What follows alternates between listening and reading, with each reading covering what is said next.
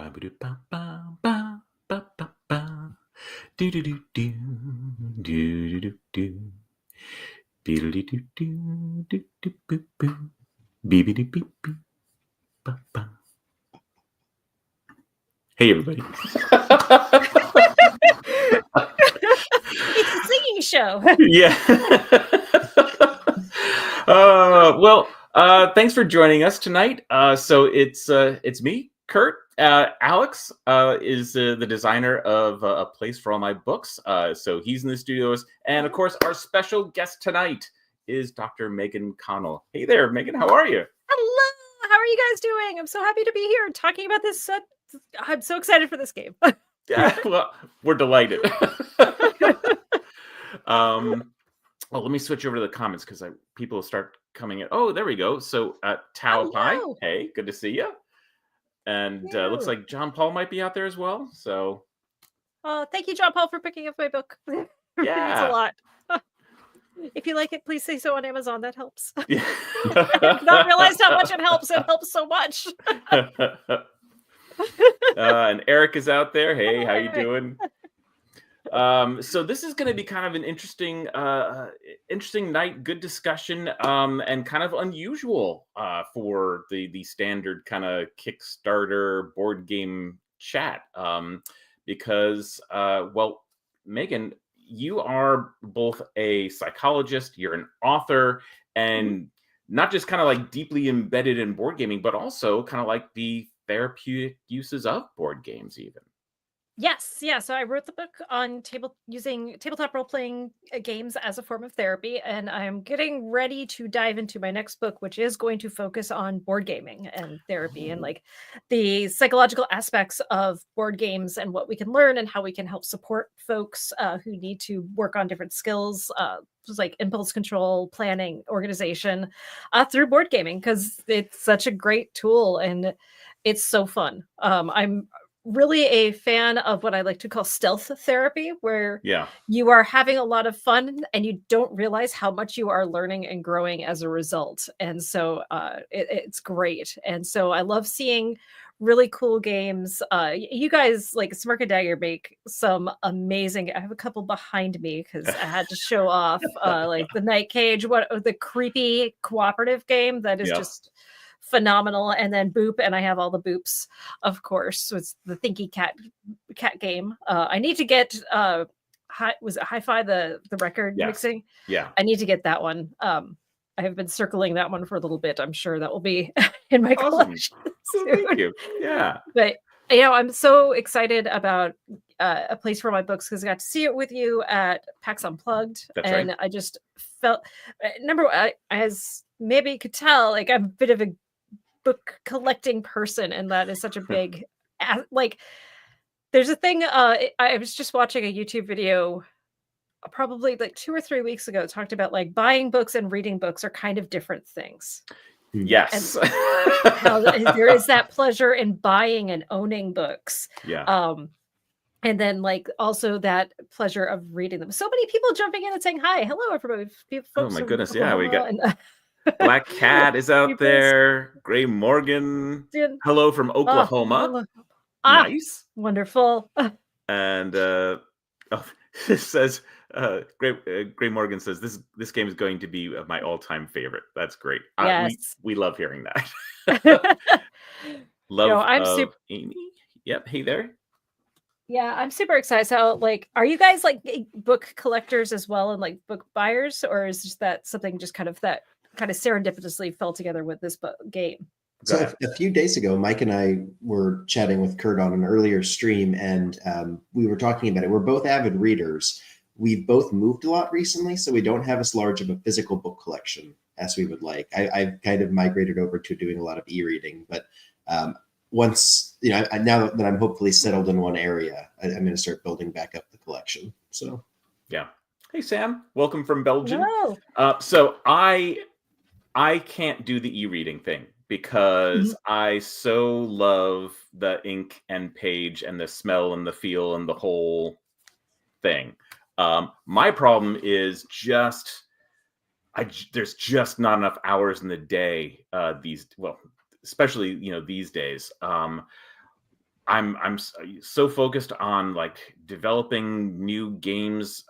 There's still really only two of us at the company, you know, working on everything from doing the design to the art to the, like, you know, you name it. So, but when I do, like my wife is always like kind of like, oh, you're reading. Oh, that's great. Because she wants me to have a little self-care in my life. Right. It's good. Well, and I was gonna show, like, I found these the other day. Like, these are special edition hardcovers.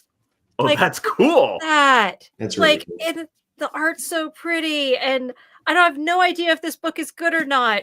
But so, Well, wait a second. What book is that? Put that back up. so this is A Study in Drowning. The back just says, "But if fairies and monsters were real, so were the women who defeated them." All right, stand by. I am I'm writing this down.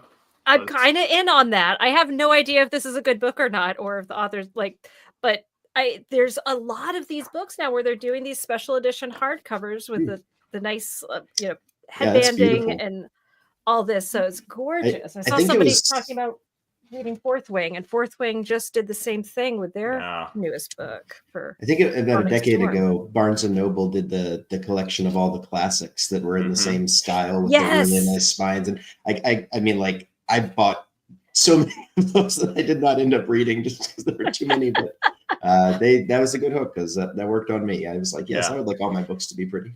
Yep, I picked up Alice in Wonderland, you know, that had that styling at B&N for sure. Yep. Yeah. And then, like, I saw somebody in the comments was writing that they're on a Sanderson kick, and it's holding up my book right now, but I have Sanderson's special edition Nice. of Words of Radiance. That's did. so cool.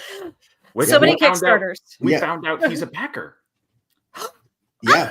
It's wonderful. And that Yeah. makes sense. A few days ago, his little I forget his name. It's like Dragon something. Yeah. Dragonsteel, yeah. His Yeah. his Kickstarter name popped up at the top of the campaign, and someone let us know. So that was really cool.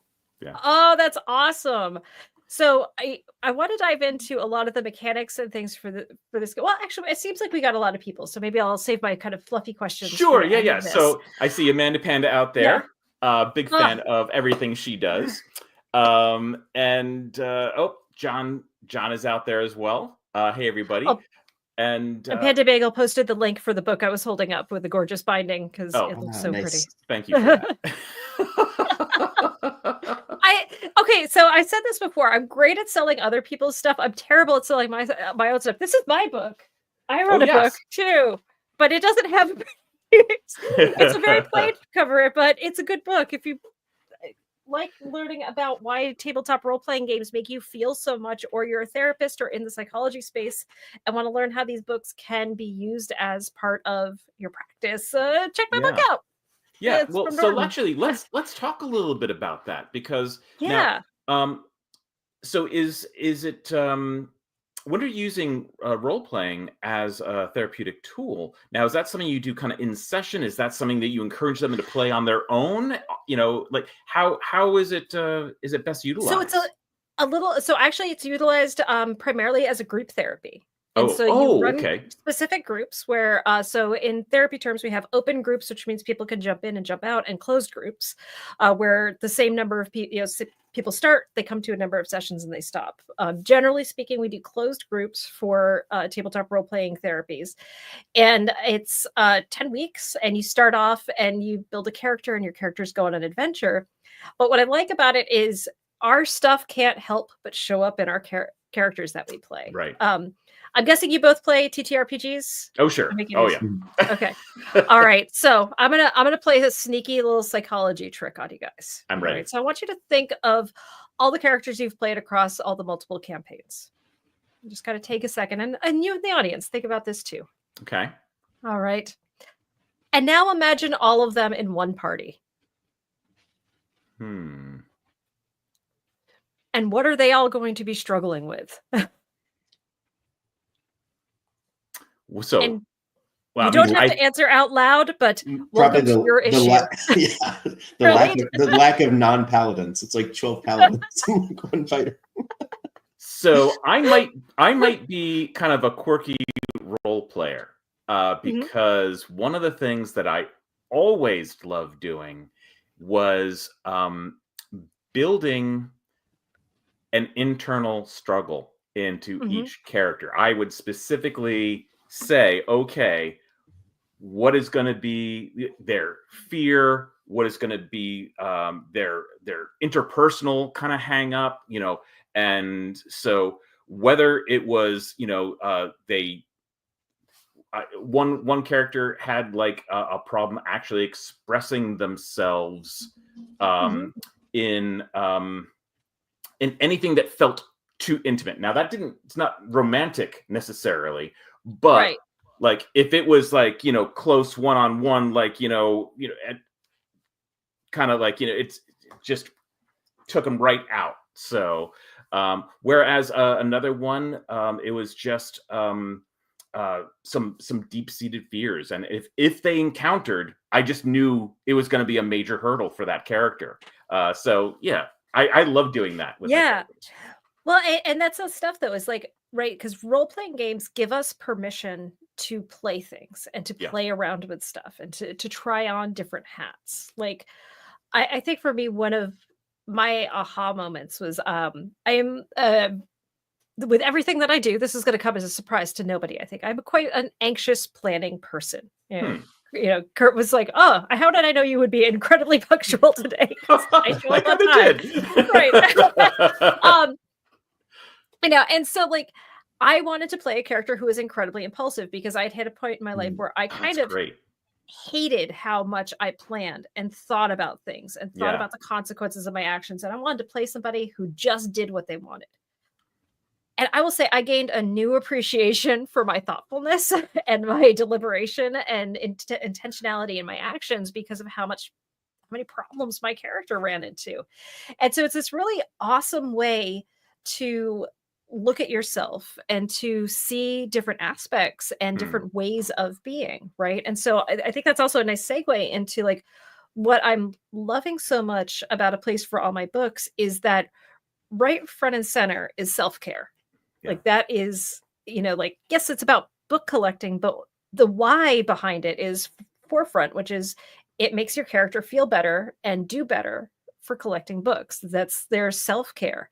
And something I want to say here about, before I forget my point on this, because the thing about this that I love just so much that you guys did and did such a good job of is that idea of the social battery and building up the social battery and going out and that spends like your energy.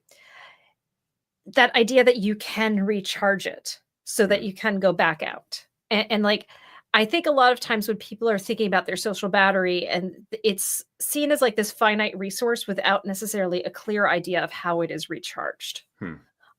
And talking about like, how do you recharge? It's a question when I'm doing an intake with a new client. It's something that I ask. It's like, how do you take care of yourself after a bad day? And so many people kind of just look at me and go, like, okay, we already got something we need to work on in here, you know? Because like that's this idea that like, you've got this character who has figured out what works for them. And so in this game, we are leaning into what works so that you can go and do the things that you need to do. And I really like, where did that come from you all to kind of put that so front and center in the game? Alex, I'm gonna let you kick off.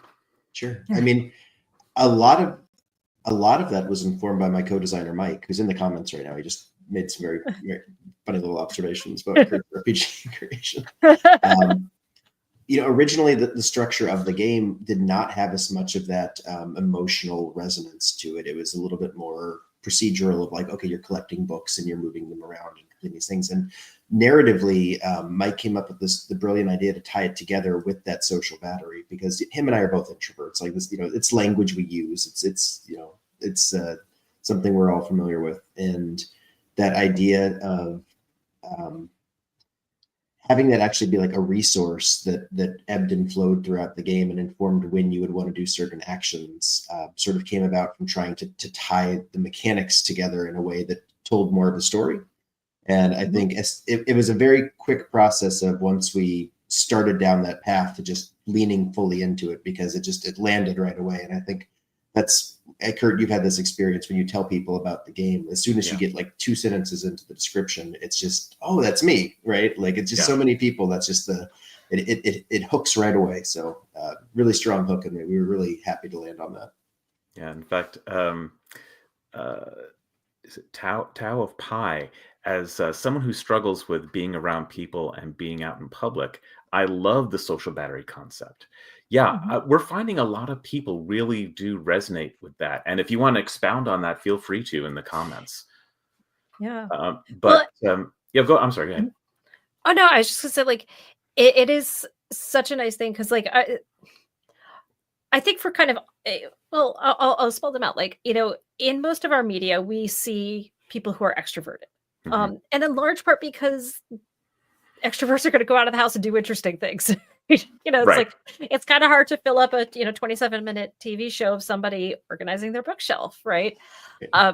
But there's a significant portion of the population that is how they recharge. That is how they do things. So like, my family, like we're a bunch of introverts for the most part.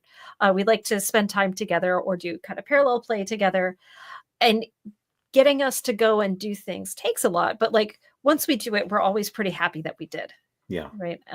And it is a lot of fun. And so like, but that idea that like you do need to scaffold yourself up to that, and that organizing things is very satisfactory. And I'm wondering for you all, did you pull any inspiration from some of these like organizing video games that are out there? So like unpacking's the big one I'm thinking of right now, because that one is, have you guys played that one? I Not have really. not. However, I became aware of those games fairly recently as I was starting to talk about this game. Um, my nephew and his wife, they play, and they absolutely love that. And they really do get a sense of peace and accomplishment, I think, from it. It's enjoyable for them. But I've actually not played that myself. Um, I tend to play a lot of sort of calm, relaxing games. I mentioned on the last stream I play Minecraft, but in peaceful mode. So I'm just building and making something pastoral, right? No, not worrying about monsters or anything. There's a game called Dorf Romantic, which had a mhm. board game version that actually is very popular. I think it won the Spiel last year. But the computer version, you're laying hexagons with different little trees and rivers and things on it, and it's just there's not really a lose condition. I mean, like you run out of tiles eventually, but it's just very soothing. I don't know, it's hard to describe, but I definitely like games that just let me sort of zone out and enjoy what I'm looking at without worrying too much about what my goal is. Yeah. Mhm. Well, now for anyone who is not really hasn't kind of read through the rules, not quite sure, what the game is we're talking about. I do have like a quick overview I can just run everyone through just to Yeah. kind of set the stage maybe. So let's try that. Right. So as we've kind of talked about, Place for All My Books is really just about it's collecting good books and the joy of organizing them. And I have, where is my link to this whole thing? It has gone away. Uh-oh. No, it's fine. Here we go. Okay. So everyone has their own apartment, so this is where, this is where you live and it's where you keep your books. So everyone has a starting book collection, and then they've got these little project cards. And these are organizational tasks that you've assigned yourself, which bring you joy. So a lot of them are just kind of trying to get certain certain books in certain places, different stacks of different combinations, and to do that, you're taking different actions. So, for example, down the bottom, you can see there's sort and there's gather. So sort, you're taking a stack and kind of spreading them around the apartment, and gather, you're taking the top one from a number of stacks and making a new stack. And both of those things give you little bits of energy because you enjoy doing it. And you can even read a book to gain some energy and do some other things. But one of the things that I guess I started looking at was this the idea of this rest action. So we can see one of the characters down here. enjoys listening to music as they rest, but everyone rests in a different way. So I saw, a comment out in chat a moment ago that's saying, yeah, I just kind of like take some time for myself and recharge. That's what I call it. Well, quite right. But everyone does that a little bit differently. So I tried to really find some of those ways and just to illustrate them as well. So we can take a look at those in a minute. But the whole point is, as you finally get a couple of these things you've done, you've got this project and that project you took care of, you can finally go to the admire space where you sit back and you admire all your hard work. And that is rejuvenating. That's what actually boosts your social battery, is being able to look at all your hard work done and feel great about it. And this little track along the side, that's your social battery climbing for each one of those that you've accomplished. And of course, that's great, because when your social battery climbs high enough, you feel empowered enough to spend the 5 energy it takes to leave the house and head down to the village to get more books, which is, it's very real world. It's very enchanting. It's I think the glue that really connects people to this experience. And one of the things that I absolutely love about this game is truly just the way that it creates an emotional connection with people. And I think one of the things I value most in board games are these narrative journeys that we take. We kind of involve ourselves in the thematic of the game, and somehow it connects with us on a deeper level, more than just like, oh, I'm moving these pieces around. Those pieces take on meaning, and they mean something to me. And I'm either, some games are very emotionally rewarding, some are very emotionally challenging. There's lots of different experiences you can have, but I love when games actually stirs something inside you. And I think that's what makes for a memorable game. No, I would agree completely. I love the extra stuff too that you can get. By the way, I also wish I could live in that town that you all created for the game. Like a little village that has 3 different places you can go and buy books. Yeah. That seems absolutely amazing. Yeah, 3 Tivoli, New bookstores, York but- is that. Yeah, 3 bookstores, but no grocery store. You don't want to stay there for too long. We got to hit the farmer's market on Saturday. It's almost like exactly. Stardew Valley-esque in a way, right? Yeah. Yeah, and I think there was a lot of inspiration drawn from games like that just sort of the slower pacing and more intentional choices, and just the shrunk down kind of scope of it, right? Well, go ahead, sorry. What I like about it too is, like, even though it is competitive, you're only going to have one winner at the end. Like, it's not an elimination game, so everybody gets to play until the end. And like, even if you don't win, like, it's still an enjoyable experience. Like, we just learned the game Wolves last night. My family and I love Wolves too. Oh, such a good game. It really, and also another like really cool cooperative but competitive mechanic. Now, like, the cooperative aspect isn't in this game so much, but like it is still that thing of like, you all can do your own thing. And like, I like too that the acknowledgement, just not just that like owning books is and buying books can be something rewarding, but then the sorting and the stacking of them. Like, I don't know if you all saw this years ago on Vlogbrothers. Hank Green did a video where he was angry because a medicine he needs for his medical condition, the price raised by like 200% or something. Yeah. And so he's like, I'm mad. And he went over to his bookshelf and he shoved all his books on the floor. And the video was him just reorganizing his bookshelf while there was a voiceover about the frustrations of prescription drug costs and how that works and everything. And it was just this interesting thing of watching him. And he got to the end of it. He's like, there, I put them kind of back where they were, but I organized them in a new way here, here, and here. And I feel better for doing that. And so like, it was just that cool, acknowledgement that organizing the thing can be just as fun as collecting the thing. Yeah. And you also did highlight the other neat things. Oh, The yeah, deck I in did. there. Yeah. Yeah. So How did you go about picking the items to put in there? Like that's something I'm really this is a curious great about. story. Go ahead, Alex. Yeah. So my co-designer Mike, his partner Jen is basically the exact target demographic of like this game, and so he just went around their house and just looked at everything she owned and was like, that thing, succulent, tiny doll. Like it was just. So I would say a good like 90% of the neat items are things that are in Mike's house. Yeah. Oh, But I that's mean, amazing. a lot of those things really are things that people really value, that are, they assign more meaning to them. Either because they are kind of therapeutic in some ways, Mhm. like, like a cozy blanket on a day where you're having a rough day. There's nothing like that. and Mhm. and if you can't take that along with you, well, then the hoodie is a good substitute.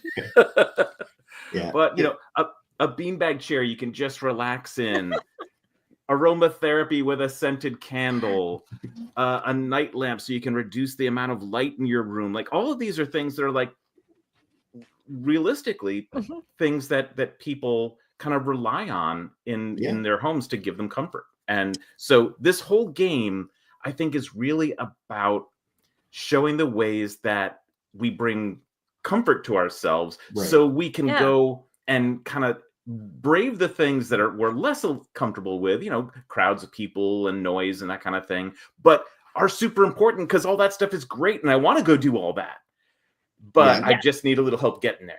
Yeah. I'm incredibly sentimental when it comes to items. I just have so many things around my house that were, from my Mhm. childhood or things that I've gotten over the years, that just having them in the room or using them is like a direct conduit to a different time in my life. Like I have a mixing bowl that I use for making, cake batter or something that was my mom's when I was a little kid. And so like cooking with that makes me feel connected to her. And there's just, dozens of little things like that.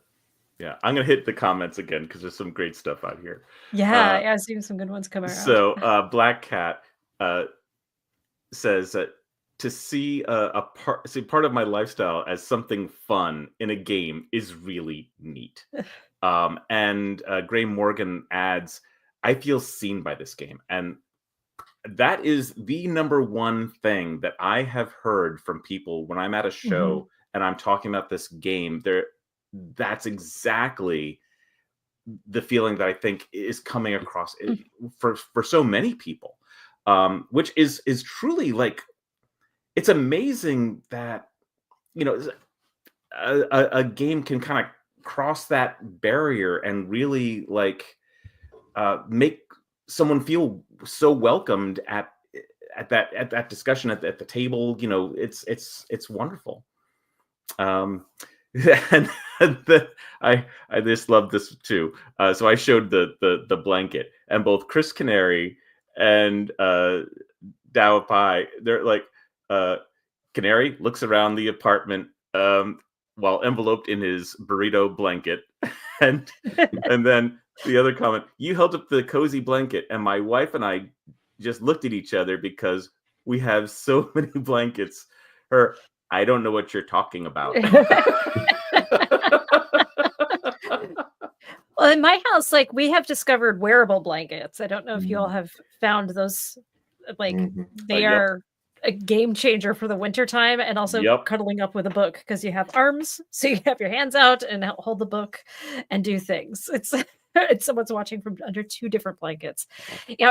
Reading is like such an integral part in my household. Like, so when with my young kids, like getting them to read was something incredibly important. And my youngest has definitely taken that to heart.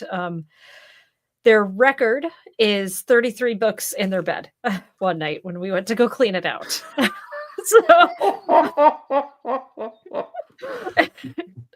Wow.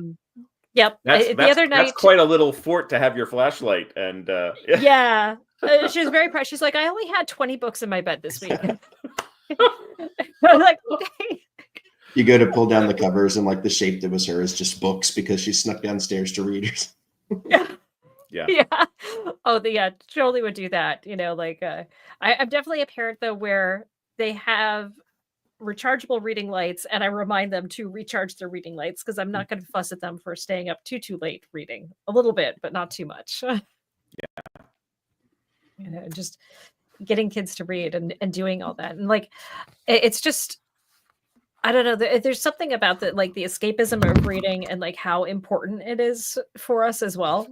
Yeah. I'm getting to talk more and more at colleges about utilizing gaming and therapy and things. And one of the studies I'd like to cite, and I'm going to do this badly because I'm not going to remember who wrote the study.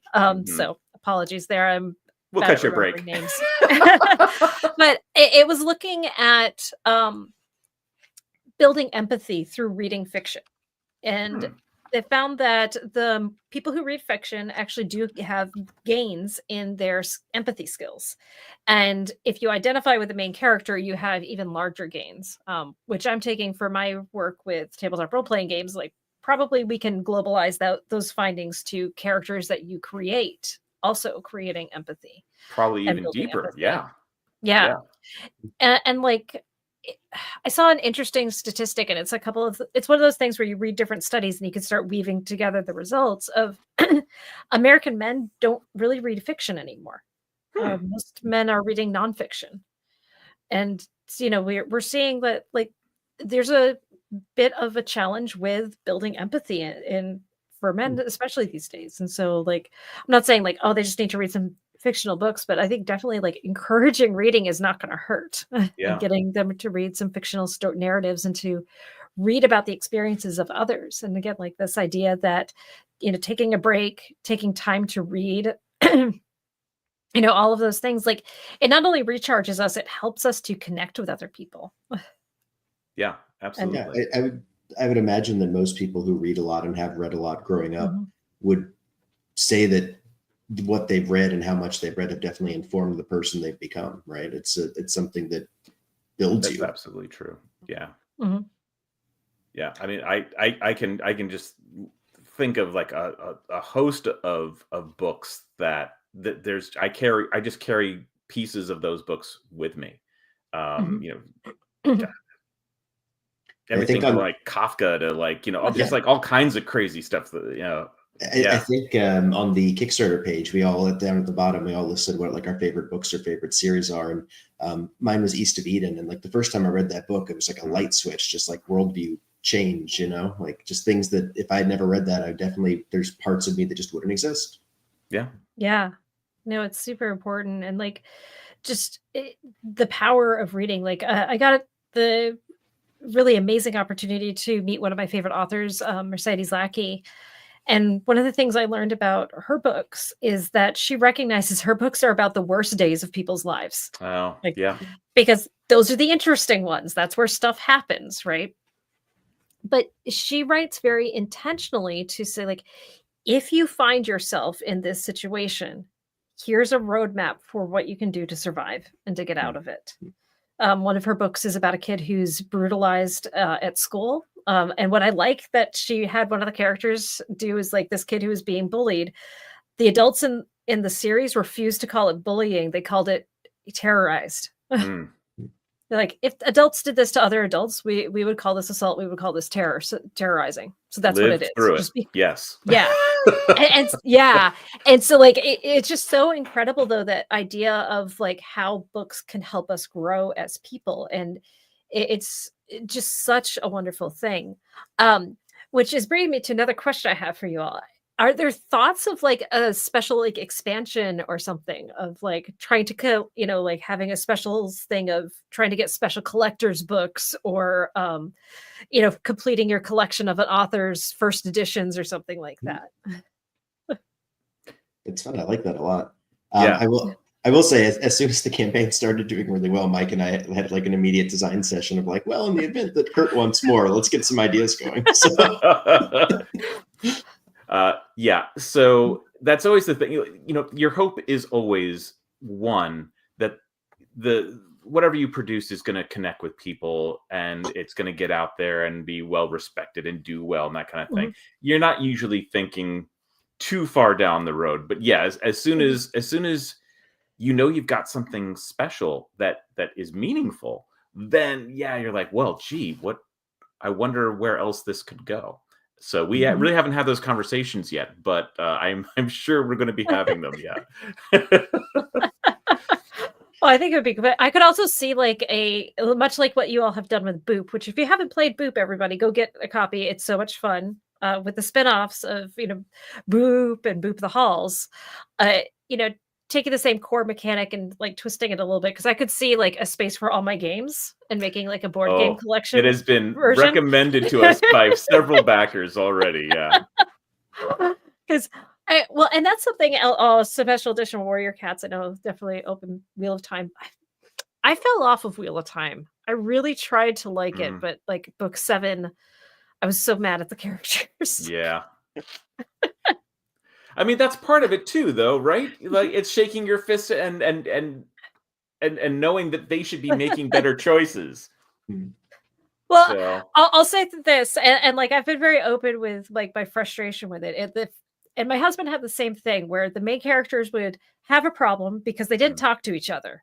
yeah. And they'd go through the whole book having the problem because they didn't talk to each other. Get to the end of the book and they're like, resolving, we will talk to each other in the future. The next book starts. They don't talk to each other. A problem because they don't talk to each other. It's just like, how many times do we have to do that? Well, so let's ask the question: how many times do people do that? Lots. Yeah.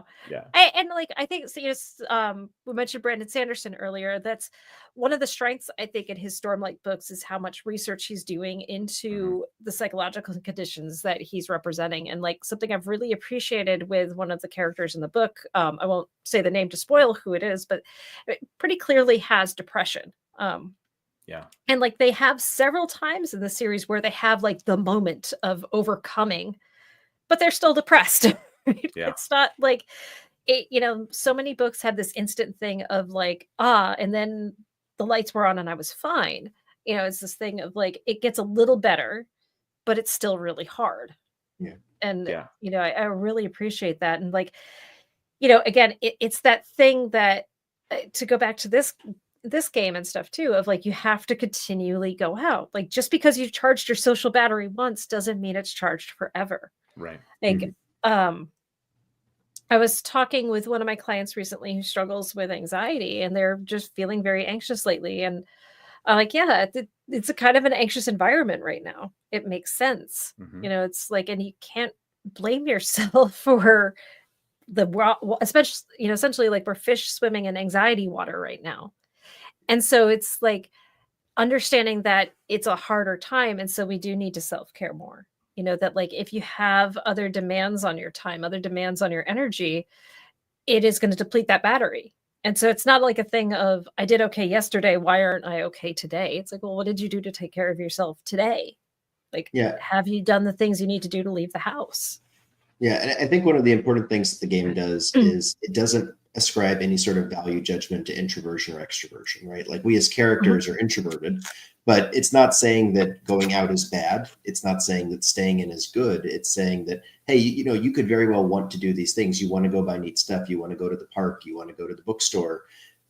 Part of that process is building up your social battery and getting yourself in the right state of mind to do that. But it's not like saying that, staying inside is better than staying outside. It's not saying that reading books is better than shopping for books is better than doing something else. It's all part of a larger picture and process. And it's not making that kind of value judgment about anything that you're doing in the game. It's just letting players impose themselves on their character and sort of feel like they are going through those experiences. Yeah. And there's so many different ways that you can recharge that battery. It's as personal as, as your interests, as personal as things that you care about. But, they're usually more quiet things. They don't necessarily have to be, but just capturing the few that we did, we had, painting minis. We had, journaling. Just having a cup of tea and a moment to yourself. Like there's so many different kind of things that can actually just be refreshing. And, organizing your book collection, that is one of them, but we're all kind of multimodal people. And there are lots of different ways. If we just think about it, if you think about just something that brings you a modicum of joy, then that's probably what it is in your life. And you can just engage with that and then be ready to move on eventually. So, yeah. Well, and I think that's one of the things that's really important is like that finding joy, right? Because like one study I cite a lot, I actually remember the name of this one because I cite it so much, is Dietrich's Alibis in Play. And they talk about the challenge of being an adult is, especially if you're a high status adult, is play is frowned upon. And that play is so vital to us as a way to recharge and a way to be together. I know I'm preaching to the choir here. We all play board games. We all play, like we are players. We have no problem like owning that, obviously I have no problem owning my geekiness. Like waving that flag proudly. But like, like I know folks in the American Psychological Association kind of poo-poo what I do because I'm a board certified psychologist. Only 7% of us are board certified. And here I am talking about playing games professionally. And like that seems as a threat because it seems like that is a reduction in the status of being a board certified psychologist. But really like play and connection and engaging in play is so vitally important for us. I wish like the one little critique I have of like, I have not gotten to play the game fully. I've gotten to see the demo and like hold the pieces and stuff. I wish there was like a social encounter that you could do, like a game, like book club or something like that, where you spend some social battery to go, but then like you have a bigger gain of it afterwards. Like I think that would have been cool.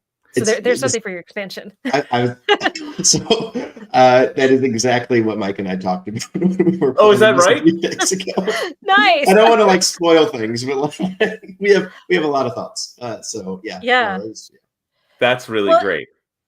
And I like what I would like about something like that is because I think we were talking about this before the stream started. So if I'm repeating something we did say on stream, I apologize. But like that, a lot of times when we're thinking about social engagements, we don't want to do it. It takes a lot to get out of the house, but then when you're there, it's like, oh, this was really fun. Like we hosted a new couple for game night at our house the other night, and I know like I was excited about it, but my husband was a little like, oh, I don't know. But then like the night ended, and like he was so energetic and happy that we had the people over. We got to play some new games, and like that that was going on, And so there really is something that like your social battery can just be so recharged by being around people who like doing the similar play and will engage with play with you, and like to do that stuff to find that joy. Yeah. Eric, this is kind of nice to share. I once came home to look at my notebook for taking notes while playing Might and Magic 7, and my now ex-partner had written, "How is this helping you get ahead in life? Wish I had seen this then." Yeah, it helps. It does help. I had the exact same experience with an ex. It's just finding someone who you're so right, Dr. Megan, about like just some people being so negative about the idea of fun and play, but they really are crucial. And when you have those people that don't feel that same way, it makes it harder to be your true self around them. Like I'm a very silly person. I love playing games. I'm incredibly grateful to have the job that I have because it means I get to play games. That's my job, right? So I think about that often. I think about how I don't know that I could ever go back to something else. My pre board game career was actually psychology. I went to school for psychology, and I was on a therapist track, right? And I didn't want to go back to school for a PhD, which you kind of like need some kind of terminal degree to actually practice. And I'm really glad I found game design because it was exactly what I needed at the right time. Well, and as a therapist, thank you for finding game design because as I'm sure you have seen, therapists have tried to design games to talk about psychological themes, and I'll say it, they're terrible.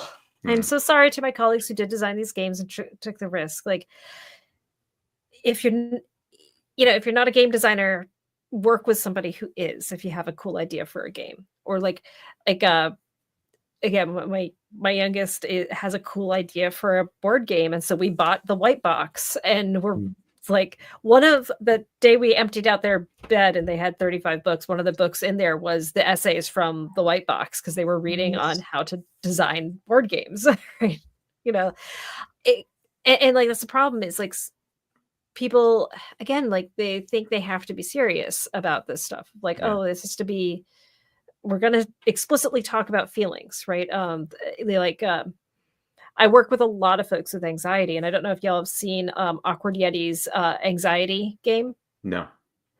Oh, it's super fun. It's a cool mechanic where you're basically stuck in a thought spiral, and if you get to the center of the spiral, you turn into an intrusive, anxious thought.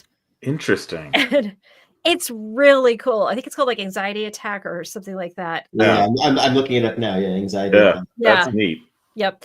But like it's a really cool game, and it does have things in it like that can move you back along the spiral. So like doing some mindful breathing. Anxiety is super fun. Was something you're expecting. But like it creates this conversation of like, what are the things that can help you get out of the anxiety spiral? Oh, look, going for a walk is in the game. We can try that. And it creates these conversations around it, but it follows the first rule of game design. Make it fun. Right?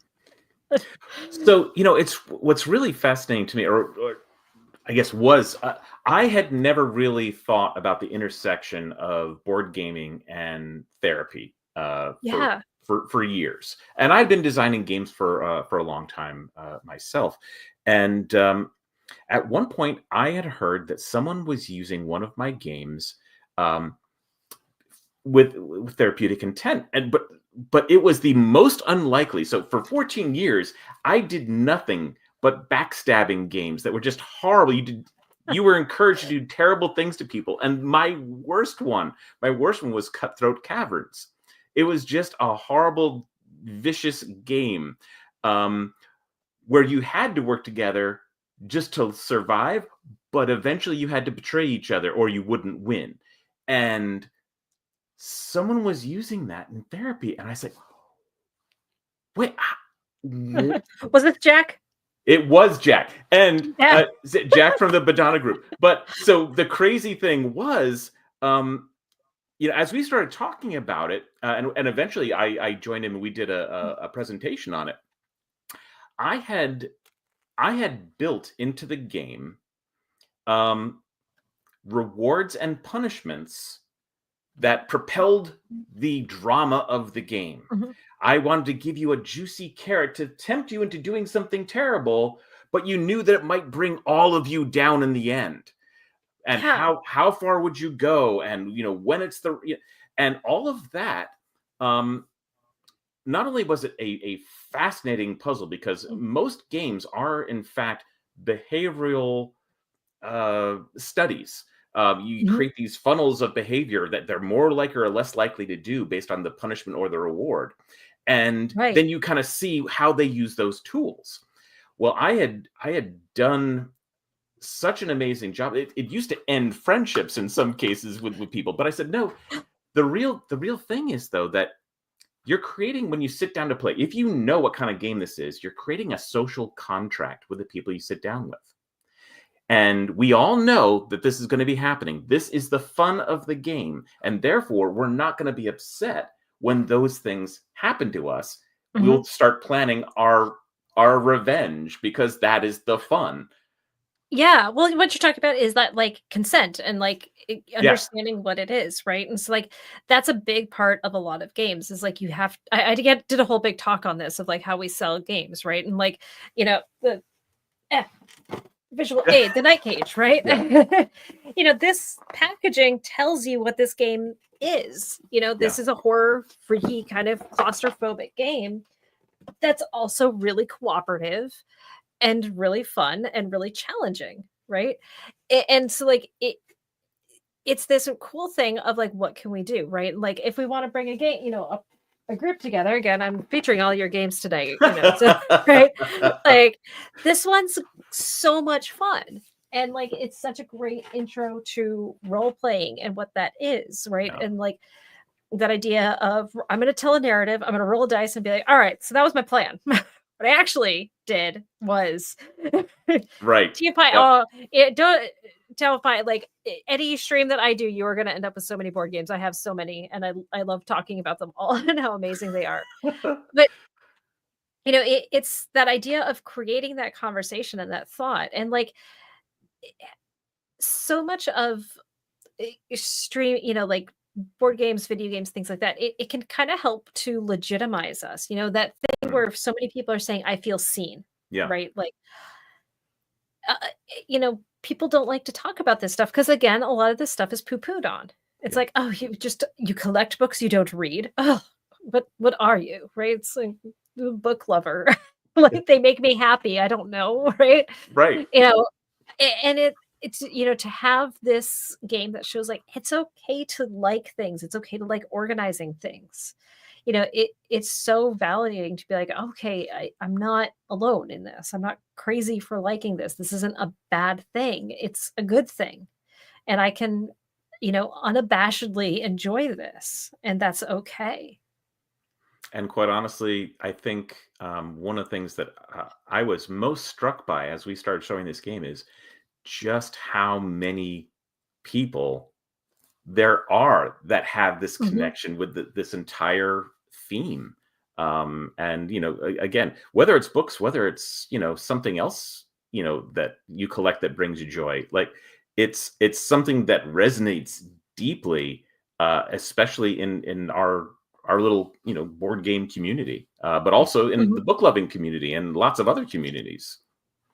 Yeah, I think it's great, and like there are so many lessons and things that we can take from these games. Like I work with a lot of folks on the autism spectrum, and so games like We Didn't Play Test This at All or Flux are so helpful for helping folks with psychological flexibility and learning how to change that idea that rules just suddenly change and suddenly they don't matter, and what we're doing, and it teaches these really cool skills in this safe way where we don't feel attacked, because like most therapists come in, sit down with us, talk a little bit about what's going on in your life. Like it's not too challenging to hear stuff and be like, this thing that you keep doing is a problem. You need to stop doing that. But if you directly say that to somebody, their defensive walls go up immediately. Like, no. You don't understand. No, it's this, it's that. And that's where, I've only ever found two things that can get past people's defensive walls faster than anything. Comedy and TTRPGs. And so it's this really interesting thing of like, when you can laugh at yourself, you can kind of go, yeah, I do that. Yeah. Right. It's why I like watching Taylor Thomas, Christopher Titus. Because they're so open about their mental health issues, and they talk about it in a way that really funny. Like I was deployed to Iraq, and like my number one intervention for the soldiers that I was working with who were getting divorced was to watch Christopher Titus's Love is Evil. Because like he was laughing through a really awful divorce, and that kind of went like, all right, if you get through that, I can get through this and I'll be okay. But then like with role-playing games and gaming in general, it's seeing yourself in the character, because then it's not me, it's the character. It's like, oh wow, much like how my character in this game can recharge by drinking tea or listening to music.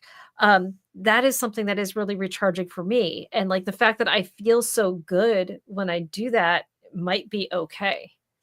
And so there's something really powerful to that. And, again, I'm really glad that has been put front and center of this game. And I really think that's going to be an awesome mechanic. And I hope more people do. Well, I've seen some other kind of cozy games, like I think it's called Unraveled, or no. Oh yes, the knitting game. The knitting game. Yes, I've taken up. I bought it at PAX Unplugged. Actually, I think I might have been carrying it when I talked to you. But it's so fun. It's just a game about knitting and making things and learning patterns and doing stuff. So these, I guess like hobbyists are board gamers and board gamers are hobbyists. It is probably a very huge overlap in that Venn diagram. And so it's only natural that this stuff is starting to creep more into our games, but it's just cool to see. Yeah. Yeah, I mean, cozy games are definitely having a real moment in the last few years. I don't know how long, the wave will last because everything is cyclical and things go in and out of vogue, but it really landed hard. And there's something that I think a lot of people were hungry for. Yeah. So now, Megan, I know you've got the one book published, and you've hinted at the fact that you've got another one in the works. Like, how far along are you in that process? I'm still in brainstorming phase and trying Okay. to come up with like how I want to present this and talking it through. But like board gaming has become such a central part of my life. Like the thing with tabletop gaming, when I figured out what it could teach us about ourselves, I was like, this is too powerful not to use. Yeah. Board gaming, it's a little bit different. It's not necessarily that it's direct using this with clients for things, but it's more like, how do I teach things and skills through board games? Right. Right. So like, we know research on teaching kids chess that they excel so much more academically if they know how to play chess. And it's not necessarily chess. It's a strategy game where you need to be thinking 3 or 4 steps ahead. Mm-hmm. Right. And if you are used to thinking that way, academic work is going to be so much easier. And also like cooperative play, like actually I worked with a family and the siblings were fighting pretty bad. Like they had been getting along, and then for the last like 18 months they were just fighting all the time. I brought the family in, we sat down, we played Forbidden Island, and they came back, we played Forbidden Desert. And then I didn't see them again for 3 months. They're like, well, we bought those games and we pretty much play them once a week and all the fighting has stopped. That's great. Right. It's just that idea of like, we're going to play cooperatively. We're going to play together. We're going to work hard to have that communal goal, and that how healing that can be, and that idea of it doesn't have to be one winner. And again, to go back to a game we talked about earlier with wolves, where it's cooperative, but there is also one winner at the end. But it's all about sharing resources. Like you gain points through giving gifts and taking care of one another. And like that is so powerful, and I like that for that community aspect. And again, this game is showing that self aspect of like, I take care of myself through these activities. And so I think it's really powerful. Yeah, it seems like it'd be a slightly different challenge to write this book, because it would be. I mean, you brought up flux, and what a great idea to bring that into an autistic setting. But it's probably going to be very game centric, and opportunities that can arise that you might find in other games like X, Y, and Z. But I can't wait for it to come out, because I would be fascinated by that. Yeah, because I think like the thing for a lot of game designers is you guys do some really amazing things, but you don't realize the things to do sometimes. Like you're saying, Curt, like you didn't realize that like, oh, I was building in rewards and incentives in this way. I was just, I was trying to make a good game. Yeah. But like good games, good books, all these things can really teach us a lot about ourselves and a lot about the world around us and everything. And so they're vitally important. And kind of, I think, now is such a needed time for this stuff, that we want to connect, we want to have these cozy moments to figure out like, how do I breathe and take care of myself so that I can go out and do the things that are important. And like, it's really fun. Oh gosh, Dam of Pie is talking about that they put 6 to 8 flux stacks together and all play it all at once. Oh my God. It sounds amazing. I want to party with you kids. Oh my God. That would actually be a really kind of fun. How they at the conventions they do the big game, like mega gaming, games. Yeah. Mega games, do a flux or something. Like, yeah, I've seen that with like all the Carcassonne expansions, which there's like 80 of, and it's like 30 tables put together. Oh my God. Carcassonne's a weird game. I have the computer version of it. And so like I play online with friends. I understand like how to play the game. I do not understand how that game is scored. Like there's times where I win and I'm like, cool, I don't know how I did that. And there's times where I lose and I'm like, cool, I don't know how I did that. Like, yeah. I'm sure like if I actually bought the physical game and like looked at it again, I'd get it. But no, it's what you guys do again, like it's so important. I love the game design and everything that you guys are doing. Thank I really liked what you were saying about wanting to like capture those cozy moments in like difficult times. And I think that's part of what's led to the renaissance in board gaming over the past, 10, 20 years is just, it's a thing you can sort of, everyone can go into it agreeing we're going to spend time in the same place, having a physical human connection, tactile experience, we're touching something real, we're in the space, we're making eye contact with each other. It's this very intentional, like we're choosing to have this cozy moment, this together moment. And even if the game itself is not a cozy game, the activity of it is still very communal and tribal and reminiscent of something deep in our lizard brains that just really just makes us feel, together with the people that we care about. Yeah, and probably, I mean, it certainly had started to gain popularity well before, but I think during COVID, people were stuck indoors for a long time with folks, and I think a lot of people found the value in reconnecting over a board game during that time. Yeah. Well, and there was a recent article that came out that was showing, I'm going to forget the statistics, something like only like 4% of the population would consider themselves board gamers, but of those diagnosed with autism, it's something like 17%. Interesting. Consider themselves board gamers. But when we stop to think about it, it would make sense. Like folks on the autism spectrum want social connection. They want to hang out with their friends.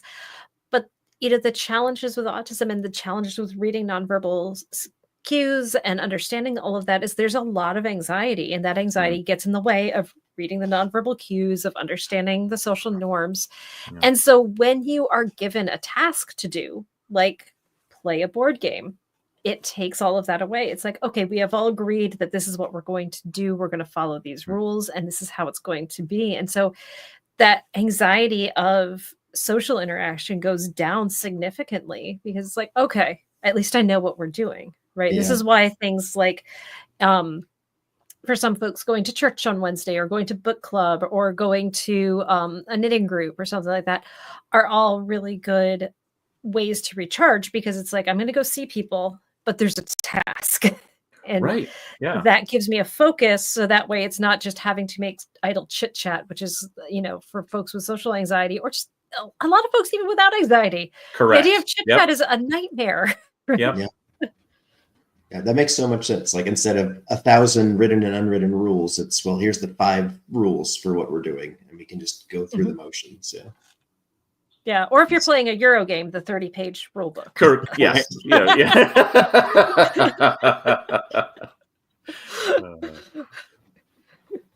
Well, as I think we're probably getting ready to wind up, I'm curious for you all. How do you organize your book and or gaming shelves? Alex, would you like to go first, or shall I? I'll go first. So my office, right? I mean, you can't see it from like this camera. Also, like I think I'm out of focus, so I'm trying to like reset the camera. But sorry for being blurry. I have my office set up to display the games I've worked on, sort of on a couple of calyxes. So it's just front cover, front cover, front cover, and all the squares. And then behind them facing me. So that's facing out if someone walks by my office where there's like the glass double door. And then behind the front facing ones facing me are all the games that I actually like to play, stacked normally. So I get to see what makes me feel cozy and happy. And then I project outwardly the professional aesthetic. I would break the hearts, minds, and souls of everyone watching. So the truth is, first of all, I'm wildly an extrovert, and then on top of that, all my organization is in my head, so I know where everything is in the morass and nightmare that someone else would look and say, "You live like this?" I'm like, but I know where everything is. We're fine. So yeah. Yeah. My books I keep by theme. So I've got like my military books, and then I've got my gaming psychology books, I've got more my academic ebooks and display. But my board games collection now, like our gaming group, we had it was myself, my partner, and then another couple. And so it was just 4 of us. So we were playing lots of different games. But then we added a 5th person. So now I have organized my games by 5+ player, cooperative, and RPG, and then 2-player games, as well as party games. So all of that is so very, very smart, and probably looks great. It looks really cool. Yeah. But so here's the thing, that the time that it takes to do that for me is not the self-care part. So that's why it doesn't get done. Yeah. Yep. And that's the thing, right? It's like, it's recognizing what is the self-care for you. Yeah. Right. Like, I like painting minis as well. I haven't done it in a little bit, which I have realized I've developed carpal tunnel. Oh no. Painful is why I have stuff. Like, it was less enjoyable. Well, and also, I made a mistake with painting minis, which is I went onto the subreddit for our mini painting, which they're lovely people on there. I'm not poo-pooing the community, but they are so stinking talented that I got really intimidated. Like, somebody had painted a barbarian and put tattoos all over the body, and like, it was ridiculous. I was just like, I'm never, and I teach people this stuff of like, don't listen to the gremlins, like, go do your thing. But it's been hard to kind of come out of that and come to the other side and be like, okay, nope, it's time to paint again. Let's do this. But definitely organizing books, organizing my games, looking at them being all organized, just makes me very happy. So that's great. Like, so here's an example. Like, all of my minis are just unpainted because there's no way that I can actually. The brush and I are not friends. I'm a cartoonist. I can do. I'm a graphic artist, but paint and I can't do it. Yeah, I do not have the fine motor control. I almost cried today. I saw some guy painting a miniature like this big, and was actually like making jester stockings, like hash mark stockings that were perfectly uniform. I was like, oh. What one day. Humans are so talented. Like, yeah. Have you ever seen the guys that like whittle the tip of a pencil, like the graphite tip of a pencil into something? It's incredible. Insane. It's yeah. All right. Well, hey, thank you so much for taking time with us today, Megan. I really, really appreciate it. And viewers, by the way, the book on tabletop role-playing therapy, the new one coming out, hopefully you'll keep us all yes, in mind as you get closer. You'll start talking about it more, because we'd love to promote that as well. But you've said there are a lot of folks who don't necessarily value all the things that you bring to the table, but I have to tell you, I think more and more people are going to do so, because there is a value to play, and it's been really great walking through some of that with you today. Well, thank you. Thank you guys for this game. It's good. The Kickstarter, if those who are watching, and if you haven't backed it, what are you waiting for? This is an awesome game. Go back it. Like, I'm super excited to get my copy, and I cannot wait to. I know I showed a kiddo who has 30 some odd books through bed at a given time. I showed them the pictures of the game, and they're just like, give me how I want this game. It is sure to be a favorite in our household, so I'm so excied for it. Awesome. Thank you so much, Megan. All right, and thank you, Alex. Thanks for being here. Absolutely. Thanks, Curt. It's great chatting with you. All right. And thank you, all our viewers, for stopping by and hanging out with us. We appreciate that. And thanks for all your great comments, too. Yeah. All right, everyone. Till next time. Have a good night. All right. So long. Bye.